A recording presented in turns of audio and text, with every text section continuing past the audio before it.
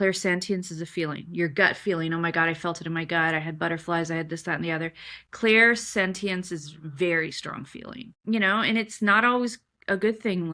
When the last time we came back, we went to New Orleans, my best friend and I, and then we came back and I stepped on the plane and I was like, there was so much screaming in here just now.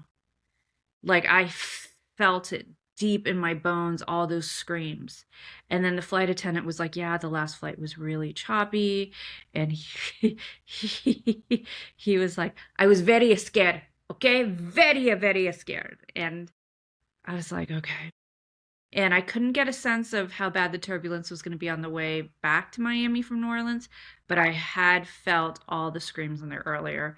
And apparently oh my God, I'm so terrified of turbulence. So apparently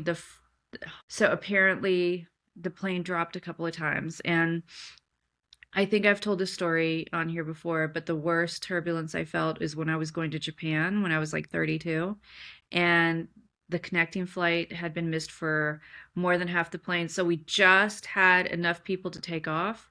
And then as we were, I can't remember which country we were over, we had the worst turbulence. And the flight attendant came and checked on me afterwards, and she was like, we should be okay now, but I just want to let you know I was scared too. And I was like, great.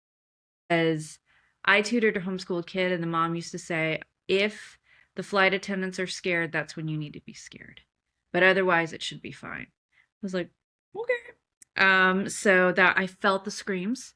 Clear cognizance is just knowing. So I feel a lot of times um, that we dismiss this because, life isn't easy.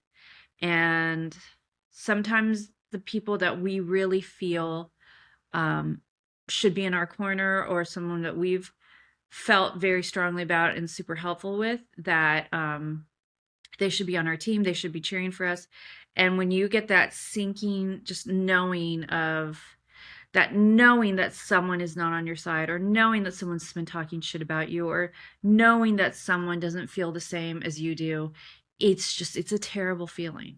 But you're going to feel good things and bad things in life. And this is just one of those things that, you know, it's hard to feel a hard feeling. It really is. And then sometimes, we talk ourselves out of it. We'll be like, no, no, no, that's my best friend.